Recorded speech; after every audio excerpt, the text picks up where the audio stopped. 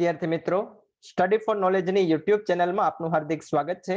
ધોરણ 12 અર્થશાસ્ત્ર વિષયનું 11મું ચેપ્ટર એટલે કે ભારતીય અર્થતંત્રમાં નૂતન પ્રશ્નોનો અભ્યાસ આપણે આ ચેનલની અંદર કરીએ છીએ.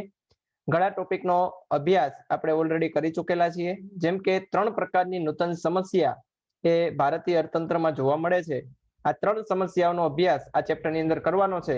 એમાંની પ્રથમ સમસ્યા એટલે કે સ્થળાંતર, માઇગ્રેશન. 2 નંબર ઉપર આવે છે શહેરીકરણ. અત્યારે અર્બનાઇઝેશન ભયંકર રીતે વધતું જાય છે અને એક સરકાર માટે જે ચિંતાનો વિષય પણ બની ચૂકેલો છે.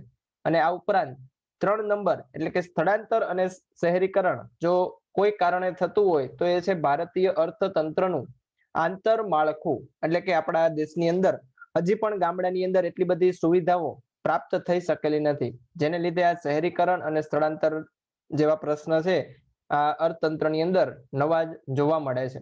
આ સ્થળાંતર, શહેરીકરણ આ બંને પ્રશ્ન મહદઅંશે અર્થતંત્રને ફાયદો પણ પહોંચાડે છે અને એનું નુકસાન પણ ઘણું બધું જોવા મળે છે. એટલે કે સ્થળાંતર છે, શહેરીકરણ છે, આની પોઝિટિવ ઇફેક્ટ પણ જોવા મળે છે અને નેગેટિવ ઇફેક્ટ પણ આ અર્થતંત્રની અંદર જોવા મળે છે. આવી ઘણી બધી વાતો છે આ ચેપ્ટરની અંદર આપણે ભણવાની છે.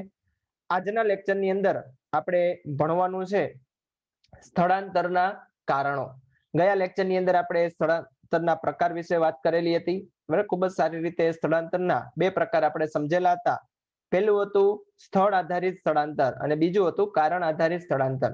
સ્થળ આધારિત સ્થળાંતરના પણ 2 પ્રકાર પડતા હતા, આંતરિક સ્થળાંતર અને આંતરરાષ્ટ્રીય સ્થળાંતર. અને કારણ આધારિત સ્થળાંતરના પણ 2 પ્રકાર આપણે જોયેલા હતા, આકર્ષણ સ્થળાંતર અને અપાકર્ષણ સ્થળાંતર. તો આ અગાઉનું લેક્ચર ની અંદર આપણે આટલી વસ્તુ ભણેલા હતા. જે વિદ્યાર્થીઓએ હજી પણ આ અગાઉનું લેક્ચર ભણવાનું બાકી હોય તો આપણી આજના જ લેક્ચરની ડિસ્ક્રિપ્શનની અંદર લિંક મૂકેલી છે, ત્યાંથી તમે ભણી શકશો. ચાલો શરૂઆત કરીએ આજના લેક્ચરની. પહેલા આપણે જોઈશું ગયા લેક્ચરની અંદર તમને 2 ક્વેશ્ચન પૂછેલા હતા અને એનો જવાબ તમારે મને કોમેન્ટની અંદર જણાવવાનો હતો. ઘણા બધા વિદ્યાર્થીઓએ પોતાના ક્વેશ્ચનનો જવાબ છે એ મને આપેલો હતો અને મોસ્ટ ઓફ વિદ્યાર્થીઓનો જવાબ છે એ સાચો હતો. પહેલો ક્વેશ્ચન હતો ફરજિયાત સ્થળાંતર કોને કહેવાય? તો હવે આપણે ખ્યાલ છે કે જે અપાકર્ષણ સ્થળાંતર છે એને ફરજિયાત પ્રકારનું સ્થળાંતર કહેવામાં આવે છે. અને શા માટે આ ફરજિયાત સ્થળાંતર કરવું પડે છે? તો કે ગામડાની અંદર હજી પણ શિક્ષણની સુવિધા ઓછી છે, આરોગ્યની સુવિધા ઓછી છે, રોજગારીના વિકલ્પો ઓછા છે, એટલા માટે ફરજિયાત પ્રકારનું સ્થળાંતર થતું હોય છે. એટલે કે અપાકર્ષણ સ્થળાંતરને ફરજિયાત પ્રકારનું સ્થળાંતર કહેવામાં આવે છે. ચાલો અપાકર્ષણ સ્થળાંતર આવેલી છે તો બીજી આપણે એ પણ વાતની ખબર હોવી જોઈએ કે અપાકર્ષણ સ્થળાંતર છે એ જનરલી કોણ કરતું હોય છે? તો કે ગ્રામીણ લોકો અને જે આર્થિક રીતે નબળો વર્ગ છે એને આ પ્રકારનું ફરજિયાત સ્વરૂપનું સ્થળાંતર છે એ કરવાની જરૂર પડતી હોય છે. તો આ થઈ ગયો આપણો પહેલો ક્વેશ્ચનનો જવાબ. અને બીજો ક્વેશ્ચન હતો સ્થળાંતરની વ્યાખ્યા આપો. બરાબર, 1 માર્કની અંદર વ્યાખ્યા પૂછાય તો આપણે ખૂબ જ સારી રીતે વ્યાખ્યા લખવી પડે કે જ્યારે એક સ્થળેથી બીજા સ્થળે વતનથી દૂર દેશમાં કે વિદેશમાં નોકરી, વ્યવસાય, ધંધો કે વધુ સારું જીવન ધોરણ પ્રાપ્ત કરવા માટે જે કાયમી સ્વરૂપનું વસવાટ થાય છે એને કહેવામાં આવે છે સ્થળાંતર. બરાબર, તો સ્થળાંતરની વ્યાખ્યાની અંદર ખાસ ધ્યાનમાં રાખવા જેવી બાબત એટલે કે કાયમી વસવાટ. તમે 5-6 દિવસ માટે અથવા તો 6-7 મહિના માટે કોઈ બીજા ગામની અંદર વસવાટ કરવા માટે જતા હોય તો એને સ્થળાંતર ક્યારેય ગણી શકાશે નહીં. તો સ્થળાંતરની વ્યાખ્યાની અંદર આ કાયમી વસવાટ શબ્દ છે આવવો ખાસ જરૂરી છે. તો આ થઈ ગઈ પ્રીવિયસ લેક્ચરની વાત. હવે આપણે જે વસ્તુની વાત કરવાની છે આજના લેક્ચરની અંદર એ છે આપણા સ્થળાંતરના કારણો. શા માટે લોકોને સ્થળાંતર કરવું પડે છે એના કારણો પણ આપણે ખબર હોવી જરૂર છે. 5 માર્કની અંદર અલગથી ક્વેશ્ચન પૂછાય છે, સ્થળાંતરના કારણો સમજાવો. સ્થળાંતરના બુકની અંદર તમે જોશો તો 4 જેટલા કારણો આપેલા છે. આ 4 કારણો પણ અલગથી 2-3 માર્કની અંદર પૂછાતા હોય છે. ચાલો અભ્યાસ કરીએ સ્થળાંતરના કારણો. એક પછી એક આપણે પહેલા લિસ્ટ બનાવી લઈએ કે કેટલા પ્રકારના કારણો છે એ સ્થળાંતરને આધારે જોવા મળે છે. ચાલો 4 મુખ્ય કારણો એટલે કે પહેલું છે આર્થિક કારણો. લોકોને સારા રૂપિયા કમાવા માટે પણ સ્થળાંતર કરતા હોય છે. 2 નંબર ઉપર આવે છે સામાજિક કારણો. અમુક સમાજને લગતા પણ કારણો જવાબદાર છે સ્થળાંતર માટે. ત્યારબાદ જોવા મળે છે રાજકીય કારણો. ઘણી વખત બે રાજ્યોની સરકાર આવા રાજકીય કારણોને લીધે પણ સ્થળાંતર નાગરિકોને કરવું પડતું હોય છે. અને છેલ્લું અને ચોથું કારણ એટલે કે કુદરતી આપત્તિ કે પર્યાવરણીય કારણો. બરાબર, ઘણો કોઈ એવો વિસ્તાર છે કે ત્યાં કુદરતી આપત્તિઓની સમસ્યા વધારે પ્રમાણમાં જોવા મળતી હોય તો એ વિસ્તારના નાગરિકોએ ફરજિયાત કોઈ બીજા સ્થળે વસવાટ કરવાનું જરૂરી બનતું હોય છે. અમુક પર્યાવરણીય કારણો પણ છે, જેમ કે કોઈ વિસ્તાર છે એ જંગલ વિસ્તારની અંદર આવતો હોય તો એ વિસ્તારના રહેતા નાગરિકોએ ફરજિયાત કોઈ સારા સ્થળે વસવાટ કરવા માટે જવું પડે. તો આવા પર્યાવરણીય વિકાસને લીધે પણ સ્થળાંતર કરવાની જરૂર પડતી હોય છે. તો આ 4 મુખ્ય કારણો. આ મુખ્ય કારણોના પણ પેટા પ્રકાર આપણે જોવા પડે. જેમ કે આર્થિક કારણો છે તો એની અંદર જુદા જુદા 6 પેટા પ્રકાર કારણો રહેલા છે, એનો પણ આપણે અભ્યાસ કરવાનો છે. તો આર્થિક કારણની આપણે પહેલા વાત કરીએ તો પહેલું આર્થિક કારણ એટલે કે નોકરી, વ્યવસાય કે ધંધા માટે. આર્થિક કારણો નામ ઉપરથી જ આપણે ખ્યાલ આવી જવો જોઈએ કે કમાણી સારી કરવા માટે જો કોઈ સ્થળાંતર કરવામાં જરૂર પડતી હોય તો એને કહેવામાં આવે છે આર્થિક કારણો. આ આર્થિક કારણોના અલગથી 6 પેટા કારણો રહેલા છે. એમાંનું પહેલું એટલે કે નોકરી, વ્યવસાય કે ધંધા માટે. કોઈ સારી નોકરી આપણે જોઈતી હોય તો આપણે ફરજિયાત ગામડાને છોડવું પડે છે. સારો વ્યવસાય કરવા માટે પણ ગામડાને છોડવું પડે છે અને સારો ધંધો કરવા માટે પણ સ્થળાંતર કરવાની જરૂર પડતી હોય છે. ત્યારબાદ બીજું કારણ, આર્થિક કારણનું બીજું કારણ છે બદલી. બરાબર, તમારી પાસે સારામાં સારી જોબ હોય પરંતુ જો તમારી બદલી થાય તો પણ તમારે ફરજિયાત કોઈ પણ સ્થળને છે એ છોડવું પડે છે અને બીજા સ્થળે વસવાટ કરવા માટે જવું પડે છે. તો આર્થિક કારણનું બીજું કારણ એટલે કે બદલી. ત્યારબાદ 3 નંબર ઉપર આવે છે કુદરતી સંપત્તિનું પ્રમાણ. કોઈ એવો વિસ્તાર કે જ્યાં કુદરતી સંપત્તિ ભરપૂર રહેલી છે, બરાબર, તો ત્યાં કુદરતી સંપત્તિમાંથી સારી કમાણી કરવા માટે પણ ઘણા લોકો માઇગ્રેશન કરતા હોય છે. અત્યારે એવા ઘણા બધા દેશ આપણે જોવા મળે છે, કેનેડા છે, દક્ષિણ આફ્રિકા છે, કે જ્યાં કુદરતી સંપત્તિનું પ્રમાણ ઘણું બધું રહેલું છે. એટલા માટે ઘણા બધા વ્યક્તિઓ છે ત્યાં કાયમી પ્રકારનું સ્થળાંતર છે એ કરતા જોવા મળે છે. બરાબર, તો આર્થિક કારણની અંદર જે પણ કારણોનો સમાવેશ થશે એ રૂપિયા કમાવાની વાતને લગતા બધા કારણો હશે. ત્યારબાદ 4 નંબર ઉપર આવે છે શિક્ષણની વધુ સારી તકો મેળવવા માટે. ગામડાની અંદર એટલું બધું શિક્ષણ સારું હોતું નથી. કદાચ પ્રાથમિક, માધ્યમિક સુધીનું આપણે શિક્ષણ છે ત્યાં લઈ શકીએ, પરંતુ તમારે ઉચ્ચ અભ્યાસ કરવો હોય, કોલેજ છે, કોલેજ પછી પણ ઉચ્ચ અભ્યાસ, ડોક્ટરની ડિગ્રી કે આવી કઈ પણ વસ્તુ જોતી હોય તો હવે કોઈ નાના ટાઉનની અંદર આપણે મળી શકશે નહીં. તેના માટે ફરજિયાત સ્વરૂપે મોટા સિટીની અંદર જઈને વસવાટ કરવો પડે છે. તો શિક્ષણની વધુ સારી તક મેળવવા માટે પણ સ્થળાંતર કરવાની જરૂર પડતી હોય છે. ત્યારબાદ હજી 5 નંબરનું કારણ જોવા મળે છે આધુનિક આરોગ્યની સુવિધાઓ પ્રાપ્ત કરવા માટે. બરાબર, આરોગ્યની સુવિધાઓ ગામડાની અંદર સારી નથી હોતી તો કોઈ મોટા મેટ્રો સિટીની અંદર આરોગ્યની સુવિધા સારી હોય છે તો ત્યાં જનરલી સ્થળાંતર કરતા જોવા મળે છે. અને છેલ્લું આર્થિક કારણ જોવા મળે છે આયોજિત સ્થળાંતર. ઘણી વખત કુટુંબના કોઈ સભ્યો છે એ પહેલેથી જ એવો પ્લાનિંગ કરતા હોય કે આપણે એક કુટુંબના જે પણ વ્યક્તિ છે એમાંથી એક વ્યક્તિને મોટા સિટીની અંદર વસવાટ કરવા માટે મોકલી દેવો છે. તો આ પ્રકારનું જે સ્થળાંતર છે એ પહેલેથી જ પ્લાનિંગ થયેલું છે, એટલા માટે એને આયોજિત સ્થળાંતર તરીકે પણ ઓળખવામાં આવે છે. તો આ 6 જેટલા કારણો આર્થિક કારણોની અંદર સમાવિષ્ટ કરેલા છે. ત્યારબાદ સ્થળાંતરના બીજા કારણો આપણે જોઈએ તો 2 નંબર ઉપર આવે છે સામાજિક કારણો, સમાજને લગતા કારણો. એમાંથી જો પહેલું કોઈ પણ કારણ ગણવામાં આવે તો એ છે લગ્ન. લગ્ન પછી જનરલી છોકરીઓને પોતાનું વતન છોડવું પડે છે અને કાયમી વસવાટ છે પોતાના સાસરિયાની અંદર કરવો પડે છે. તો આ સમયે પણ એને પોતાનું મૂળ વતનને ત્યાગ કરવો પડે છે અને કાયમી વસવાટ છે એ બીજા વતનની અંદર કરવાની જરૂર પડતી હોય છે. તો સામાજિક કારણની અંદર પહેલું જ કારણ આપણે લગ્નને પણ ગણી શકીએ. ત્યારબાદ બીજું કારણ એટલે કે સામાજિક રીત રિવાજોમાંથી મુક્તિ મેળવવા માટે. ઘણી વખત આપણે જોતા હોઈએ છીએ કે ગામડાની અંદર ઘણી બધી રૂઢિચુસ્તતાઓ અને એટલી બધી ફ્રીડમ હોતી નથી. એના કારણે જે પણ ગામડાની અંદર યુવાન વર્ગ વસવાટ કરે છે એને ફ્રીડમ કહેતા કે સામાજિક રીત રિવાજોમાંથી મુક્તિ મેળવવા માટે પણ શહેરની અંદર વસવાટ કરવા માટે જતા રહેતા હોય છે. કારણ કે શહેરની અંદર મુક્ત વાતાવરણ હોય છે, ત્યાં ફ્રીડમ પણ ઘણી બધી હોય છે. કોઈ વૃદ્ધ વ્યક્તિઓની એટલી બધી સલાહ ત્યાં લેવાની જરૂર પડતી નથી. ગામડાની અંદર રહી તો આ બધી જ રૂઢિચુસ્તતાનું પાલન કરવું જરૂરી બનતું હોય છે. એટલા માટે ફ્રીડમ માટે પણ ઘણી વખત આ પ્રકારનું સ્થળાંતર જોવા મળતું હોય છે. તો સામાજિક રીત રિવાજોમાંથી મુક્તિ મેળવવા માટે પણ સ્થળાંતર થતું હોય છે. ચાલો ત્યારબાદ મુખ્ય કારણ આવે છે રાજકીય કારણો. 3 નંબરનું કારણ.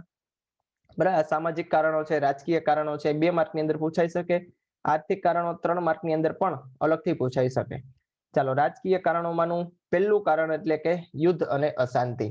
કોઈ એવા વિસ્તારની અંદર તમે વસવાટ કરો છો કે જ્યાં વારંવાર યુદ્ધ થતું હોય, જેમ કે જમ્મુ કાશ્મીરનો વિસ્તાર આપણો છે. જમ્મુ કાશ્મીર પાકિસ્તાન બોર્ડરની એકદમ નજીક રહેલું છે. તો ત્યાં વારંવાર યુદ્ધ જેવા પરિબળો છે એ ભાગ ભજવતા હોય. તો ઘણા બધા જમ્મુ કાશ્મીરના નાગરિકોએ છે હાલના સમયની અંદર કોઈ સારા વિસ્તારની અંદર સ્થળાંતર કરેલું છે. તો કોઈ એવા વિસ્તારમાં વસવાટ થાય છે કે જ્યાં વારંવાર યુદ્ધ થતું હોય, એ વિસ્તાર અશાંત હોય, તો ત્યાંના નાગરિકો છે એ ફરજિયાત સ્વરૂપે પોતાનું સ્થળાંતર કરતા હોય છે. કાશ્મીરી પંડિતોની આપણે વાત ખબર જ છે કે કાશ્મીરી પંડિતોએ ફરજિયાત કાશ્મીર છોડવું પડેલું હતું. તો આ પ્રકારનું સ્થળાંતરને રાજકીય કારણ તરીકે પણ ઓળખી શકાય. અને રાજકીય કારણોનું બીજું કારણ એટલે ઘર્ષણ નિવારવા માટે. જેમ કે એવા ઘણા બધા વિસ્તાર હોય છે કે જ્યાં વારંવાર તોફાન થતા હોય. આપણે છત્તીસગઢનો નક્સલિયસ વિસ્તાર ગણી તો ત્યાં એવો વિસ્તાર છે કે જ્યાં વારંવાર 2 જૂથ વચ્ચે ઘર્ષણ થતું હોય છે. બરાબર, તો આવા સમયે પણ જે શાંત પ્રજા છે એ કોઈ સારા શાંત સ્થળે વસવાટ કરવાનું સ્વીકારે છે અને કાયમીનું સ્થળાંતર કરી લેતા હોય છે. તો આ પણ આપણે એક રાજકીય કારણ ગણી શકીએ, ઘર્ષણ નિવારવા માટે થતું સ્થળાંતર. અને ત્યારબાદ ચોથું મુખ્ય કારણ એટલે કે કુદરતી આપત્તિ કે પર્યાવરણીય કારણો. કોઈ એવા વિસ્તાર, જેમ અગાઉ મેં તમને કીધું કે જ્યાં વારંવાર પૂર આવતું હોય, ભયંકર દુષ્કાળ પડતો હોય, વારંવાર ધરતીકંપ થતો હોય, તો ત્યાંના નાગરિકો છે એ સ્થળને છોડી દેશે અને કોઈ સારા સેફ સ્થાન ઉપર વસવાટ કરવા માટે જતા રહેશે. તો આ 4 મુખ્ય કારણો છે સ્થળાંતર માટેના. હવે આપણે એક પછી એક બધા જ કારણોને છે વ્યવસ્થિત ડિટેલની અંદર ભણવાના છે. કારણ કે 5 માર્કની અંદર અલગથી ક્વેશ્ચન પૂછાય છે, સ્થળાંતરના કારણો સમજાવો. ત્યારે તમારે આ 4 મુખ્ય કારણ અને તેના પેટા કારણ પણ સમજાવવા પડે. કારણ કે આપણે 5 માર્કની અંદર વિસ્તારપૂર્વક જવાબ આપવાના હોય છે. બરાબર, તો આ ખૂબ જ મોસ્ટ ઇમ્પોર્ટન્ટ એવો પ્રશ્ન ગણી શકાય. ચાલો શરૂઆત કરીએ આર્થિક કારણોથી. એક પછી એક 6 કારણ આર્થિક કારણના છે આપણે સમજીએ. તો આર્થિક કારણો અને એનું પહેલું જ કારણ એટલે નોકરી, વ્યવસાય અને ધંધા માટે. ચાલો, વ્યક્તિ જ્યારે નોકરી, વ્યવસાય કે ધંધા માટે એક જગ્યાએથી બીજી જગ્યાએ સ્થળાંતર કરે એને એક આર્થિક કારણ ગણી લેવામાં આવે છે. બરાબર, કારણ કે અગાઉ જ આપણે વાત કરેલી છે કે ગામડાની અંદર આંતરમાળખાકીય સુવિધાઓ સારી નથી. અને જો ઉચ્ચ શિક્ષણ પ્રાપ્ત કરેલું હોય તો એવા સ્ટુડન્ટ કે એવા વ્યક્તિને શહેરની અંદર પણ ઘણી વખત જોબ ના મળતી હોય, તો એને મેટ્રો સિટીની અંદર જવું પડે છે, અથવા તો દેશ છોડીને વિદેશની અંદર પણ જવાની જરૂર પડતી હોય છે. ઘણી વખત નોકરી, વ્યવસાય માટે પણ આપણે ગામડા છોડવા પડે છે. કારણ કે ગામડાની અંદર હજી ઉદ્યોગોની એટલી તક જોવા મળતી નથી. શ્રમ હજી પણ ત્યાં ઘણો બધો મોંઘો જોવા મળે છે. મૂડીનું પ્રમાણ પણ ત્યાં ઓછું છે. એટલા માટે નોકરી, વ્યવસાય કે ધંધા માટે સ્થળને છોડવું પડે તો એને આર્થિક કારણની અંદર સમાવિષ્ટ કરવામાં આવે છે. ત્યારબાદ બીજું કારણ, આર્થિક કારણમાંનું બીજું કારણ એટલે કે બદલી. જ્યારે વ્યક્તિ એક જગ્યાએ નોકરી કરતી હોય અને તેની બદલી દૂરના સ્થળે થતા તેને તે સ્થળે સ્થળાંતર કરવું પડે છે. બરાબર, એટલે કે સમજાય એવી વાત છે, બહુ ઈઝી વાત છે. સરકારી કોઈ પણ નોકરી કરતા હોય એની અંદર આ બદલી વારંવાર થતી હોય છે. બરાબર, તમે કોઈ સારી એવી મોટી પોસ્ટ ઉપર જાશો, જેમ કે આઈપીએસ ઓફિસરો છે, મામલતદાર છે, કલેક્ટર છે, બરાબર, કોઈ ટીચિંગની અંદર નોકરી કરતું હોય તો એ લોકોની વારંવાર બદલી થતી હોય છે. તો બદલી થશે એટલે એને કુટુંબ સહિત જે સ્થળે બદલી થઈ હોય એ સ્થળે વસવાટ કરવા માટે જતું રહેવું પડે. તો આ બદલી પણ શાના માટે થતી હોય છે કે સારી એવી નોકરી, સારી ઓપોર્ચ્યુનિટી મેળવવા માટે. તો બદલીને પણ આપણે સ્થળાંતરનું આર્થિક કારણ ગણી શકીએ. તો આર્થિક કારણમાંનું આ બીજું કારણ એટલે કે બદલી. ચાલો ત્યારબાદ જોઈએ ત્રીજું કારણ એટલે કે શિક્ષણની વધુ સારી તકો મેળવવા માટે. વ્યક્તિને જ્યારે પોતાના વતનમાં શિક્ષણની મર્યાદિત તકો હોય અને તેને ઉચ્ચ શિક્ષણ મેળવવાની ભૂખ હોય ત્યારે તે શિક્ષણની વધુ સારી તકો મેળવવા વતનથી દૂર સ્થળાંતર કરે, જે આગળ જતા કાયમી સ્વરૂપ ધારણ કરે છે. ચાલો બહુ સારી વાત લખેલી છે અને છેલ્લા પોઈન્ટની અંદર વાત લખેલી છે કે જે આગળ જતા કાયમી સ્વરૂપ ધારણ કરે છે. બરાબર, જનરલી એવો ક્વેશ્ચન થાય કે આપણે સ્થળાંતરની વ્યાખ્યાની અંદર તો એવી વાત કરેલી હતી કે તમે કોઈ કાયમી વસવાટ કરો એને જ આપણે સ્થળાંતર કહીએ છીએ. બરાબર, લાંબા ગાળાનું સ્થળાંતર હોય છે. જ્યારે શિક્ષણ ઉચ્ચ શિક્ષણ છે વધીને 4 વર્ષ 5 વર્ષ એટલા સમય પૂરતું જ હોય છે. પરંતુ એટલા માટે જ અહીંયા છેલ્લા સેન્ટેન્સની અંદર વાત લખેલી છે કે જે તમે ઉચ્ચ શિક્ષણ મેળવો, કોઈ મોટા સિટીની અંદર શિક્ષણ લ્યો છો અને પછી ત્યાં જ નોકરી તમને મળી જાય છે અને કાયમી સ્વરૂપે તમે જો વસવાટ કરવા માટે ત્યાં જતા હોય તો જ એને આપણે સ્થળાંતર ગણી શકીએ. બરાબર, ફરીથી જોઈએ શિક્ષણની વધુ સારી તકો મેળવવા માટે. જ્યારે વ્યક્તિને પોતાના વતનની અંદર શિક્ષણની મર્યાદિત તકો હોય અને એને ઉચ્ચ શિક્ષણ મેળવવાની ભૂખ હોય ત્યારે તે શિક્ષણ મેળવવા માટે કોઈ સારા શહેરની અંદર વસવાટ કરવા માટે જાય છે અને ત્યાં જ કાયમને માટે વસવાટ કરી લે તો એ પ્રકારનું કારણ છે એ આપણું સ્થળાંતરનું આર્થિક કારણ બની જશે. બરાબર, તો આ પણ એક વસ્તુ ધ્યાનમાં રાખવાની છે કે સ્થળાંતર છે એ હંમેશા લાંબા ગાળાનું હોય છે. ટૂંકા ગાળાનું તમે કોઈ પણ સ્થળાંતર કરેલું હોય એને ક્યારેય સ્થળાંતરની અંદર સમાવિષ્ટ કરી શકીએ નહીં. તો આ થઈ ગયા સ્થળાંતરના આર્થિક 3 કારણો. હજી પણ 3 કારણો આપણે જોવાના છે. ચોથું કારણ એટલે કે કુદરતી સંપત્તિનું પ્રમાણ. જ્યારે કોઈ પણ જગ્યાએ કુદરતી સંપત્તિ વિપુલ પ્રમાણમાં હોય પરંતુ તે સ્થળે વસ્તીનું પ્રમાણ ખૂબ જ ઓછું હોય ત્યારે તે સ્થળે થતું સ્થળાંતરને આર્થિક કારણ આપણે ગણી શકીએ. બરાબર, જેમ કે સોનાની કોઈ ખાણ છે, હીરાની ખાણ છે, ખનિજ સંપત્તિ છે, પેટ્રોલિયમ પેદાશો વગેરેના ખનન અને શુદ્ધિકરણની પ્રક્રિયા માટે વિવિધ પ્રકારના કૌશલ્ય ધરાવતા માનવ શ્રમની મોટા પ્રમાણમાં જરૂર પડે છે. ત્યારે પોતાનું વતન છોડી આવી જગ્યાએ વસવાટ કરવાનું પ્રમાણ હાલના સમયની અંદર ખૂબ જ વધતું જોવા મળે છે. કોઈ એવો વિસ્તાર કે જ્યાં કુદરતી સંપત્તિ છે વિપુલ પ્રમાણની અંદર હોય, જેમ કે આપણે વાત કરીએ તો દુબઈ, સાઉદી અરેબિયા આ બધા એવા પ્રદેશ છે કે જ્યાં કુદરતી સંપત્તિ એટલે કે પેટ્રોલિયમ પેદાશની ભરપૂર માત્રાની અંદર ત્યાં જોવા મળે છે. હવે આમ તમે જોવા જાવ ભૌગોલિક દ્રષ્ટિએ તો આ રણ પ્રદેશ છે. રણ પ્રદેશની અંદર જનરલી કોઈ વસવાટ કરતા હોતા નથી. વસ્તી ખરેખર ઓછી હોવી જોઈએ, પરંતુ કુદરતી સંપત્તિ મોટા પ્રમાણની અંદર પ્રાપ્ત થાય છે એટલા માટે એવા વિશિષ્ટ શ્રમ ધરાવતા વ્યક્તિઓનું છે કાયમી સ્વરૂપે સ્થળાંતર થયેલું છે અને હાલના સમયની અંદર એક મોટા જ સિટીનું સ્વરૂપ છે આ બધા દેશ ધારણ કરી ચૂકેલા છે. તો આ પ્રકારનું જે સ્થળાંતર થયું છે શા માટે? તો કે ત્યાં કુદરતી સંપત્તિ છે એ ખૂબ જ મોટા પ્રમાણની અંદર પ્રાપ્ત થાય છે. એવા દેશના નામ પણ લખેલા છે. દાખલા તરીકે યુએઈ, યુનાઇટેડ અમીરાત. તો અત્યારે ત્યાં પણ ખૂબ જ આવું સ્થળાંતર થતું જોવા મળે છે અને ત્યાં શા માટે સ્થળાંતર થાય છે એનું મોટામાં મોટું જો કારણ હોય તો ક્રૂડ ઓઇલ. પછી ઓસ્ટ્રેલિયા, તો ઓસ્ટ્રેલિયાની અંદર તમને ખ્યાલ હશે કોલસાનું ખૂબ જ વધારે પ્રમાણ જોવા મળે છે. બરાબર, તો ન્યુઝીલેન્ડ, પછી કેનેડાની અંદર પણ આવા કુદરતી સંસાધનો છે એ વિપુલ પ્રમાણમાં પ્રાપ્ત થાય છે તો ત્યાં લોકો કાયમના માટે સ્થળાંતર કરી લેતા હોય છે. તો જે સ્થળે કુદરતી સંપત્તિ ખૂબ જ વધારે પ્રમાણમાં પ્રાપ્ત થતી હોય અને ત્યાં જે વિશિષ્ટ કૌશલ્ય ધરાવતો વર્ગ છે જેમ કે સોનાની ખાણની અંદરથી જેને ખનન કરતા આવડતું હોય એ વ્યક્તિઓ કાયમના માટે ત્યાં સ્થળાંતર થઈ જતા હોય. અને આ બધા એવા દેશ છે કે જ્યાં હંમેશા વિશિષ્ટ કૌશલ્ય ધરાવતા વ્યક્તિઓની જરૂર હર હંમેશ જણાતી જ હોય છે. તો એટલા માટે આ બધા વ્યક્તિઓ કે જેને આ બધા પ્રકારના કૌશલ્ય ધરાવતા હોય તો એ લોકો કાયમીનું વસવાટ છે ત્યાં કરતા જોવા મળે છે. બરાબર, તો આ થઈ ગયું કુદરતી સંપત્તિનું પ્રમાણ કે કોઈ એવા સ્થળે કુદરતી સંપત્તિ વધારે પ્રમાણમાં હોય ત્યાં વિશિષ્ટ શ્રમ ધરાવતી વ્યક્તિ છે સ્થળાંતર કરતા હોય છે. તો આને પણ આપણે એક આર્થિક કારણ ગણી શકીએ. ચાલો, ત્યારબાદ 5 નંબરનું આર્થિક કારણ એટલે આરોગ્યની અત્યાધુનિક સુવિધાઓ મેળવવા માટે. એટલે કે જ્યારે વ્યક્તિને પોતાના વતનની અંદર આરોગ્યની સુવિધાઓ સારી ન મેળવી શકતી હોય, બરાબર, કોઈ એવા પેશન્ટની વાત થાય છે કે જેને કાયમીને માટે કોઈ એવા ભયંકર રોગનો સામનો કરવો પડતો હોય, જેમ કે હાર્ટ પેશન્ટ છે, પછી જેને કાયમીને માટે ડાયાલિસિસ કરવાની જરૂર પડતી હોય, બરાબર, તો એને વારંવાર હોસ્પિટલની જરૂર પડતી હોય છે. હવે જો એ ગામડાની અંદર વસવાટ કરતા હોય તો એને અત્યાધુનિક સુવિધાઓ છે એ ઝડપથી પ્રાપ્ત થશે નહીં. તો એવા વ્યક્તિઓને ફરજિયાત શહેરની અંદર સ્થળાંતર કરવું પડે છે.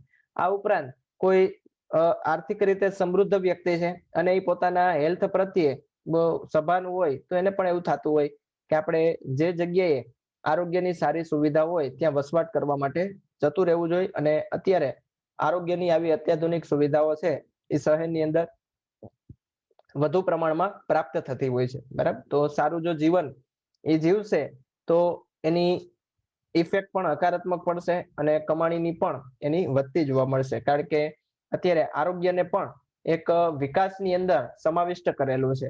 જો કોઈ વ્યક્તિની તંદુરસ્તી સારી હોય તો પોતાની આવકની અંદર પણ ઇફેક્ટ જોવા મળે છે. જેમ કે આપણે વિકસિત દેશોની વાત કરીએ તો નોર્વે છે, અમેરિકા છે, ત્યાંના લોકોનું હેલ્થ ખૂબ જ સારું છે, આરોગ્યની સુવિધા ત્યાં ખૂબ જ સારી છે. તો આપણે જોઈ શકીએ છીએ કે આ બધા દેશ છે એ વિકસિત દેશ માનવામાં આવે છે. ત્યાંના લોકોની આવક પણ વધારે જોવા મળે છે, બરાબર. તો તંદુરસ્ત વ્યક્તિ છે એ સારું કામ કરી શકે અને કમાણી પણ સારી કરી શકે. એટલા માટે છેલ્લે સેન્ટેન્સ લખેલું છે કે જેથી તે વધુ સારું તંદુરસ્ત જીવન જીવી શકે અને તેની હકારાત્મક અસર આર્થિક ઉપાર્જનમાં જોવા મળે. ઉપાર્જન એટલે કે કમાણી કરવી, બરાબર. તો આ સારી કમાણી કરવા માટે આરોગ્ય જરૂરી છે અને આવું સારું આરોગ્ય મેળવવા માટે પણ ગામડામાંથી શહેરમાં સ્થળાંતર કરવું જરૂરી બનતું હોય છે. તો આરોગ્યની અત્યાધુનિક સુવિધાઓ મેળવવા માટેને પણ આપણે એક સ્થળાંતરનું આર્થિક કારણ ગણી શકીએ. ચાલો, ત્યારબાદ છેલ્લું આર્થિક કારણ એટલે કે આયોજિત સ્થળાંતર. એક માર્કની અંદર વ્યાખ્યા પણ પૂછાઈ શકે. આયોજિત સ્થળાંતર એટલે શું? આયોજિત એટલે કે આયોજન. આયોજન એટલે કે પ્લાનિંગ. કોઈ વ્યક્તિએ પહેલેથી જ એવું નક્કી કરેલું હોય કે કુટુંબના એક સભ્યને આપણે પહેલેથી જ વતનથી દૂર રાખીએ અને કોઈ મોટા સિટીની અંદર સેટલ થવા માટે મોકલી દઈએ. જ્યારે એ વ્યક્તિ ત્યાં સારી રીતે સાધન સંપન્ન થઈ જશે એટલે ગામડામાં રહેલા તેના માતા પિતા પણ શહેરની અંદર વસવાટ કરવા માટે જતા રહેશે. આવી જે પ્રવૃત્તિ કરવામાં આવે છે એને આયોજિત સ્થળાંતર કહેવામાં આવે છે. કારણ કે પહેલેથી જ આપણે પ્લાનિંગ કરેલું હતું કે કુટુંબને થોડાક સમય બાદ શહેરની અંદર વસવાટ કરવા માટે જતું રહેવું છે. વ્યાખ્યા કંઈક જોઈએ તો આ પ્રમાણે કહી શકાય, જ્યારે કુટુંબના સભ્યો આયોજન કરી કુટુંબના એક અથવા વધુ સભ્યોને આર્થિક પ્રવૃત્તિ માટે વતનથી દૂર વસવાટ કરવા મોકલે તે આયોજિત સ્થળાંતર તરીકે ગણાવી શકાય છે, બરાબર. એક માર્કની અંદર વ્યાખ્યા પૂછાઈ શકે. આયોજિત સ્થળાંતર એટલે શું? તો વ્યાખ્યામાં આ રીતે આપણે જવાબ આપવો પડે કે જ્યારે કુટુંબના સભ્યો આયોજન કરીને ખાસ વ્યાખ્યાની અંદર શબ્દ આવવો જોઈએ. કુટુંબના એક અથવા વધુ સભ્યોને આર્થિક પ્રવૃત્તિ માટે વતનથી દૂર વસવાટ કરવા માટે મોકલે તે પ્રવૃત્તિને આયોજિત સ્થળાંતર તરીકે ઓળખવામાં આવે છે, બરાબર. તો આ 8 કારણોને લીધે આર્થિક સ્થળાંતર છે એ કોઈ પણ સ્થળેથી બીજા સ્થળે કરવામાં આવે છે. તો આ બધા જ થઈ ગયા આર્થિક કારણો. 3 માર્કની અંદર અલગથી પણ પૂછાય છે. આની અંદર તમે આવા બધા સેન્ટેન્સ લખી શકો. બહુ ઇઝી ક્વેશ્ચન છે. આર્થિક કારણો સ્થળાંતર. ચાલો, સ્થળાંતરના હવે જોઈએ આપણે બીજા મહત્વના કારણો. અને બીજું સ્થળાંતરનું મહત્વનું કારણ એટલે કે સામાજિક કારણો. સામાજિક કારણો પણ આર્થિક સ્થળાંતરની જેમ જ મહત્વના ભાગ ભજવે છે અને તેનો પણ સ્થળાંતરની અંદર મહત્વનો ફાળો રહેલો છે. 2 સામાજિક કારણો છે એ સ્થળાંતર માટે જવાબદાર છે. એમાંનું પહેલું કારણ એટલે કે લગ્ન. આપણા સમાજના રીતિ રિવાજ મુજબ જ્યારે પણ કોઈ સ્ત્રીના લગ્ન થાય ત્યારે તેને પોતાનું વતન છોડવું પડે છે અને કોઈ બીજા જ વતન એટલે કે પોતાના સાસરિયા પક્ષનું જે વતન હોય ત્યાં કાયમી માટે વસવાટ કરવો પડે છે. તો આ પ્રકારનું સ્થળાંતર છે એને આપણે સામાજિક સ્થળાંતરની અંદર સમાવિષ્ટ કરી શકીએ. સેન્ટેન્સ કંઈક આ પ્રમાણે લખેલા છે. લગ્ન થવાથી સ્ત્રી પોતાનું વતન છોડી જે સ્થળે તેના લગ્ન થયા હોય તે સ્થળે કાયમી વસવાટ કરે તે સ્થળાંતર સામાજિક સ્થળાંતર છે, બરાબર. તમે જે પણ સ્થળાંતરની અત્યાર સુધી વાત લખો છો ત્યાં કાયમી વસવાટ તમે આ નોટિસ કરેલું હશે કે કાયમી વસવાટ સતત આપણી સાથે ચાલે છે, બરાબર. એટલે કે સ્થળાંતર ફરી પાછું યાદ કરાવું છું, 2-5 મહિના 2-5 વર્ષ પૂરતું હોતું નથી. તમે કાયમી જો વસવાટ કરવા માટે કોઈ સ્થળને બદલો છો તો એને જ સ્થળાંતર કરેલું ગણી શકાય, બરાબર. ચાલો, તો પહેલું એમાંનું કારણ એટલે કે લગ્ન. બીજું કારણ એટલે કે સામાજિક રીત રિવાજોમાંથી મુક્તિ મેળવવા માટે.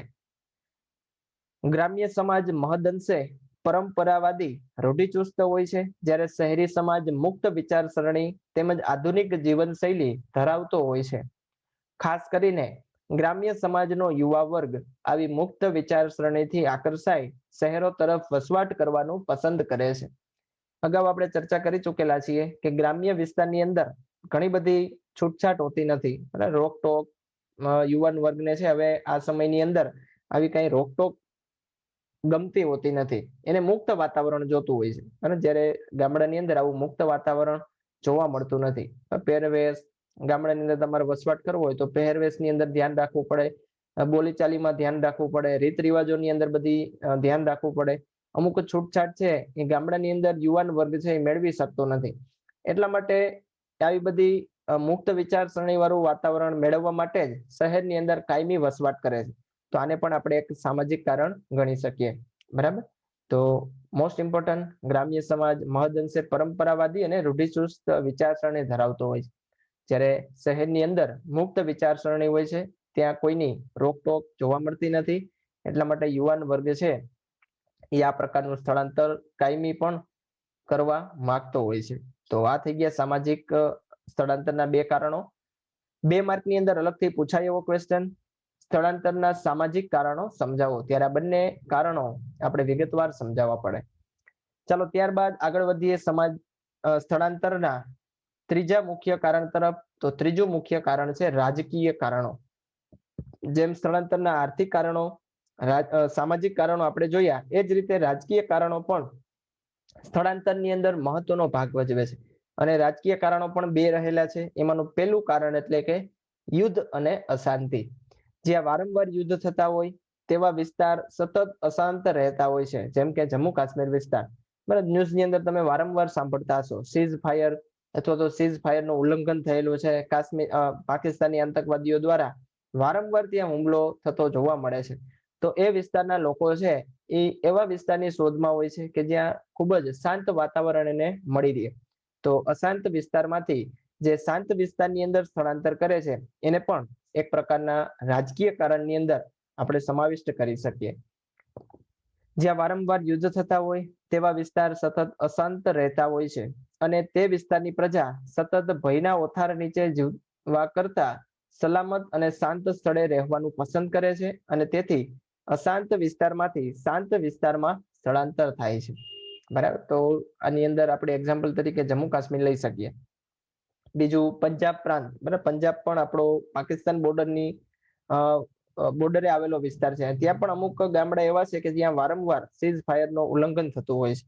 પાકિસ્તાની સેના દ્વારા ત્યાં વારંવાર હુમલા થતા જોવા મળે છે. એટલે કે બોર્ડરના જે પણ વિસ્તારો છે, ભારતની હદ છે એના બોર્ડરના જે પણ વિસ્તારો છે, ત્યાં વારંવાર યુદ્ધ, અશાંતિ આવું વાતાવરણ જોવા મળે તો ત્યાંના લોકો છે એ કોઈ શાંત અને સલામત સ્થળે છે જો કાયમી માટે વસવાટ કરે તો એને પણ આપણે એક સ્થળાંતર ગણી શકીએ.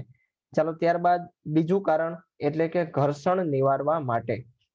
જ્યાં વારંવાર તોફાનો, ઘર્ષણ વગેરે થતા હોય તેવા અશાંત વિસ્તારમાં પણ શાંતિ ઈચ્છતી પ્રજા રહેવાનું પસંદ કરતી નથી અને ઘર્ષણથી દૂર શાંત વિસ્તારમાં સ્થળાંતર કરે છે. બરાબર. એટલે કે કોઈ આપણે આંતરિક સ્થળાંતરની જ વાત કરીએ તો ધારો કે ગુજરાતનો કોઈ એવો વિસ્તાર હોય કે જ્યાં વારંવાર 2 કોમી જૂથ વચ્ચે યુદ્ધ થતા હોય, અથડામણ થતી હોય, બરાબર, એવી ઘટના બનતી હોય, રાજકીય ઘટનાઓ કે જેને લીધે ત્યાં કોઈ શાંત પ્રજા વસવાટ કરતી હોય તો પોતાનું સ્થળ છે એ છોડીને કોઈ શાંત સ્થળની અંદર જો કાયમી વસવાટ કરવા માટે આવે તો એને પણ આપણે એક પ્રકારનું સ્થળાંતર ગણી શકીએ. અને આવા કારણોને લીધે સ્થળાંતર કરવાની જરૂર પડતી હોય છે. બરાબર. તો આ 2 રાજકીય કારણો. આ બંનેને રાજકીય કારણોની અંદર એટલા માટે સમાવિષ્ટ કરેલા છે કારણ કે આ બંને પ્રશ્નનું સમાધાન રાજકીય વ્યક્તિ દ્વારા જ થવું પોસિબલ બને છે. બરાબર. કોઈ વિસ્તાર એવો છે કે જ્યાં વારંવાર યુદ્ધ થતું હોય તો એને નિવારવાનું કામ પણ સરકાર દ્વારા થાય છે. કોઈ એવો વિસ્તાર છે કે જ્યાં વારંવાર તોફાનો થતા હોય, હુલ્લડ થતા હોય, આવા વિસ્તારનું સમાધાન કરવાની જવાબદારી પણ રાજકીય સત્તાની રહેલી છે. એટલા માટે આ બંને કારણને રાજકીય કારણની અંદર સમાવિષ્ટ કરેલા છે. બરાબર. તો આને કારણે પણ સ્થળાંતર થતું જોવા મળે છે. ચાલો હવે વાત કરીએ સ્થળાંતરનું છેલ્લું કારણ એટલે કે કુદરતી આપત્તિ કે પર્યાવરણીય કારણો. ચાલો એમાં જોઈએ પહેલા કુદરતી આપત્તિ. કુદરતી આપત્તિઓ જેવી કે વારંવાર પડતો દુષ્કાળ, ધરતીકંપ, જ્વાળામુખી વગેરે જેવી આપત્તિ ધરાવતા વિસ્તારોમાંથી લોકો સલામત સ્થળે સ્થળાંતર કરે છે. કુદરતી આપત્તિ એટલે કે કુદરત દ્વારા સર્જિત જે પણ આપત્તિઓ છે જેને કુદરતી આપત્તિ તરીકે ઓળખી શકાય. જેમ કે કોઈ એવું સ્થળ કે જ્યાં વારંવાર દુષ્કાળ પડતો હોય, પાણીનું વરસાદનું પ્રમાણ ઓછું હોય, કોઈ એવો વિસ્તાર કે જ્યાં વારંવાર ધરતીકંપ થતો હોય, કોઈ એવો વિસ્તાર કે જ્યાં વારંવાર જ્વાળામુખી નું સર્જન થતું હોય છે. બરાબર, તો આવા સ્થળેથી લોકો સારા એવા સલામત સ્થળે કાયમ માટે વસવાટ કરવા માટે જતા રહેતા હોય છે. તો આ પ્રકારનું ને પણ આ પ્રકારને લીધે પણ સ્થળાંતર થતું જોવા મળે છે. મને જેમ કે તમને ખ્યાલ હશે, જાપાનના ઘણા બધા એવા વિસ્તાર છે કે જ્યાં વારંવાર ધરતીકંપ થતો હોય છે. તો ત્યાંના લોકો અમુક સલામત સ્થળે સ્થળાંતર પણ કરી લીધેલું છે. અને તમે એ પણ જોયેલું હશે કે ત્યાંના લોકો લાકડાના મકાનની અંદર રહે છે. બરાબર, કોન્ક્રીટના મકાનની અંદર કદાચ રહીએ અને જો વારંવાર ધરતીકંપ થતો હોય તો પોસિબિલિટી છે કે મકાન તૂટી પડે અને વ્યક્તિને હાનિ પણ થઈ શકે. તો આ સમયે તેમને વિકલ્પ શોધી લીધેલો છે કે વારંવાર ધરતીકંપ થાય છે તો લાકડાના મકાન બનાવી લીધા છે. એટલે કે એક સ્થળેથી બીજા સ્થળે એને સરળતાથી હેરીફેરી પણ શકાય અને મકાન પડવાના ચાન્સીસ પણ ઓછા હોય છે. અને કદાચ પડી જાય તો ત્યાં માનવીને નુકસાન થવાનો ભય છે એ ખૂબ જ ઓછો રહેતો હોય છે. બરાબર, તો આ બધા એવા સ્થળ છે કે જ્યાં માનવીનો વસવાટ છે એ ખૂબ જ ઓછો હોય છે, કારણ કે આવી કુદરતી આપત્તિઓ. ચાલો, ત્યારબાદ બીજી વસ્તુ છે પર્યાવરણીય પરિબળ. તો પર્યાવરણીય પરિબળમાં આર્થિક વિકાસની પ્રક્રિયાને કારણે થતા સ્થળાંતરને વિકાસલક્ષી સ્થળાંતર કહી શકાય. બરાબર, જેમ આપણે આયોજિત સ્થળાંતર જોયું હતું એ જ પ્રકારનું બીજું એક સ્થળાંતર આપણે મળે છે વિકાસલક્ષી સ્થળાંતર. શબ્દ જ કહે છે વિકાસલક્ષી સ્થળાંતર. સ્થળાંતર શા માટે કરેલું છે કે કોઈ પ્રદેશના વિકાસ કરવાને લીધે. બરાબર, કોઈ પ્રદેશનો સરકાર વિકાસ કરવા માટે વિકાસ કરવા ઈચ્છે છે અને ત્યાં ધારો કે કોઈ વ્યક્તિનો વસવાટ થતો હતો. હવે એ સ્થળેથી વ્યક્તિને સ્થળાંતર કરાવી દેશે બીજા સ્થળે. બરાબર, તો શા માટે સ્થળાંતર કરાવેલું છે? કારણ કે ત્યાં આર્થિક વિકાસ કરવાની જરૂર હતી. એક એક્ઝામ્પલ જોઈએ એટલે સરળતાથી સમજાઈ શકે. દાખલા તરીકે ગુજરાતમાં સરદાર સરોવર યોજનાને કારણે થયેલું સ્થળાંતર વિકાસલક્ષી સ્થળાંતર કહી શકાય. બરાબર, ગુજરાતની અંદર આ સરદાર સરોવર ડેમ જે આવેલો છે ત્યાં એની ઊંચાઈ વધારવી હતી. બરાબર, ડેમની ઊંચાઈ છે વધારવી હતી. હવે જેમ ડેમની ઊંચાઈ વધે એમ આજુબાજુનો જે વિસ્તાર હોય તે પાણીની અંદર ડૂબતો જાય. તો એ વિસ્તારને ખાલી કરાવવો પડેલો હતો. હવે જે વિસ્તારની અંદર વ્યક્તિઓ વસવાટ કરતા હતા એને કોઈ બીજા સલામત સ્થળે વસવાટ આપી દીધો. એટલે કે એ વિસ્તાર ખાલી થઈ ગયો. શા માટે ખાલી કરવો પડ્યો? શા માટે ત્યાંના લોકોને સ્થળાંતર કરવાની જરૂર પડી? કારણ કે સરદાર સરોવર યોજનાનો વિકાસ કરવો હતો, તેની ઊંચાઈ વધારવી હતી. એટલે કે આર્થિક વિકાસ કરવાની જરૂર હતી. એટલા માટે ત્યાંના લોકોને કાયમીનું સ્થળાંતર આપેલું હતું. તો આ પ્રકારનું જે પણ સ્થળાંતર છે એને આપણે વિકાસલક્ષી સ્થળાંતર ઓળખી શકીએ. તે જ રીતે રાષ્ટ્રીય ઉદ્યાન કે અભયારણ્ય તરીકે અમુક વિસ્તારો જાહેર થાય તો ત્યાંના સ્થાનિક લોકોનું સ્થળાંતર પણ વિકાસલક્ષી સ્થળાંતર ગણી શકાય. આપણે પ્રાથમિક ધોરણની અંદર આ બધી વસ્તુ ભણી ગયા છે કે કોઈ એવો વિસ્તાર કે જેને અભયારણ્ય તરીકે જાહેર કરેલો હોય અથવા તો રાષ્ટ્રીય ઉદ્યાન તરીકે નામના પામેલો હોય તો ત્યાં માનવ વસ્તી છે એ વસવાટ કરી શકતા હોતા નથી. તો જો ત્યાં પહેલેથી જ કોઈ માનવીનો વસવાટ હતો તો એ વ્યક્તિઓને બધાને કોઈ સલામત સ્થળે હવે વસવાટ આપવો પડે છે, એનું સ્થળાંતર કરાવવું પડે છે. તો આ સ્થળાંતર શા માટે કરાવવાની જરૂર પડે છે? તો તે વિસ્તારનો શું કરવાનો હતો? વિકાસ. એટલા માટે આ પ્રકારના સ્થળાંતરને આપણે વિકાસલક્ષી સ્થળાંતર તરીકે ઓળખી શકીએ. એક માર્કની અંદર વ્યાખ્યા પૂછાય જ છે, વિકાસલક્ષી સ્થળાંતર એટલે શું? તો તમારે વ્યાખ્યાની અંદર જવાબ આપવો પડે કે પર્યાવરણીય પરિબળમાં આર્થિક વિકાસની પ્રક્રિયાને કારણે જે સ્થળાંતર કરવામાં આવે છે એ સ્થળાંતરને વિકાસલક્ષી સ્થળાંતર કહેવામાં આવે છે. આ ખાસ આર્થિક વિકાસની પ્રક્રિયા શબ્દ આવવો જરૂરી છે. બરાબર, કારણ કે વિકાસ કરવાને લીધે વિસ્તાર ખાલી કરાવેલો હતો. બુલેટ ટ્રેન, બુલેટ ટ્રેન જે વિસ્તારમાંથી પસાર થવાની છે તો એ વિસ્તારની જમીન સરકારે કહેવાય ને કે પોતાના લઈ લીધેલી છે. બરાબર, જમીનનું સંપાદન કરેલું છે. શા માટે જમીન ખેડૂતો પાસેથી ખરીદેલી છે? કારણ કે એ સ્થળે સરકારને કોઈ એવી વિકાસની કામગીરી કરવી હતી. એટલા માટે સરકારે જમીન ખરીદી લીધી અને જે જગ્યાએ ખેડૂતોની જમીન હતી એને સારા ભાવ આપી દીધા અથવા તો કોઈ પણ બીજી સારી જગ્યાએ જમીન એને છે એ ખરીદીને આપેલી છે. તો આ બધી જ પ્રવૃત્તિ જે જોવા મળે છે એને કહેવામાં આવે છે વિકાસલક્ષી સ્થળાંતર. બરાબર, તો આ થઈ ગયા સ્થળાંતરના કારણો. 5 માર્કની અંદર ક્વેશ્ચન પૂછાય તો તમારે આજના લેક્ચરની અંદર જે પણ વસ્તુ આપણે ભણેલા છીએ એ બધી જ વસ્તુ છે એ લખવાની જરૂર પડે. 2 માર્કની અંદર અલગથી કોણ ક્વેશ્ચન પૂછાઈ શકે? કુદરતી આપત્તિ કે પર્યાવરણીય કારણો સ્થળાંતરના કારણોના સંદર્ભમાં સમજાવો. ત્યારે તમારા બંને વસ્તુ લખવી પડે. બરાબર, જે બુકની અંદર બંને વસ્તુ ભેગી આપેલી છે, પરંતુ જે પહેલા પેરેગ્રાફની અંદર જોવા મળે છે એ કુદરતી આપત્તિને કારણે થતું સ્થળાંતર, અને બીજા પેરેગ્રાફની અંદર જે જોવા મળે છે એ પર્યાવરણીય પરિબળને લીધે જે સ્થળાંતર થાય છે એનું કારણ દર્શાવેલું છે. બરાબર, તો આ થઈ ગયું આજનો લેક્ચર. આજના જે લેક્ચરને રિલેટેડ 2 ક્વેશ્ચન તમારે મને જવાબ આનો આપવાનો છે કોમેન્ટની અંદર. બરાબર, આજના લેક્ચરમાં તમને કેટલું સમજાયેલું છે એ ખ્યાલ આવશે આજના 2 ક્વેશ્ચન ઉપરથી. પહેલો ક્વેશ્ચન છે આયોજિત સ્થળાંતર કોને કહેવાય? તમારે મને આયોજિત સ્થળાંતરની વ્યાખ્યા કોમેન્ટની અંદર જણાવવાની છે. અને બીજો ક્વેશ્ચન છે વિકાસલક્ષી સ્થળાંતરની વ્યાખ્યા આપો.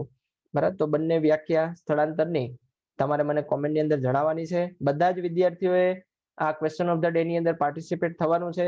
જેટલા વધારે ક્વેશ્ચન સોલ્વ કરશો એટલો વધારે તમારો વિષય મજબૂત બનશે. ચાલો, તો આજનો લેક્ચર કરીએ છીએ અહીં આપણે પૂર્ણ. હવે પછી આપણે 11મા ચેપ્ટરના લેક્ચરની અંદર મળીશું, ત્યારે આપણે ચર્ચા કરવાના છીએ સ્થળાંતરની અસરો. બરાબર, જે અત્યારે આટલા બધા વસ્તીનું સ્થળાંતર માઇગ્રેશન થતું જોવા મળે છે, એના લીધે અર્થતંત્રની અંદર કેવા પ્રકારની અસરો સર્જાય છે. બરાબર, તો એને અસરોની ચર્ચા છે એ આપણે નેક્સ્ટ લેક્ચરની અંદર કરીશું. 2 પ્રકારની અસરો સર્જાય છે, પોઝિટિવ એન્ડ નેગેટિવ, એટલે કે હકારાત્મક અસરો અને નકારાત્મક અસરો. તો આ સ્થળાંતરની અસરોની ચર્ચા હવે પછીના આપણા લેક્ચરની અંદર કરીશું. Thank you. વિડીયોને લાઈક કરો. જો ચેનલની અંદર નવા હોય તો આજે જ ચેનલને સબસ્ક્રાઇબ કરવાનું પણ ભૂલતા નહીં.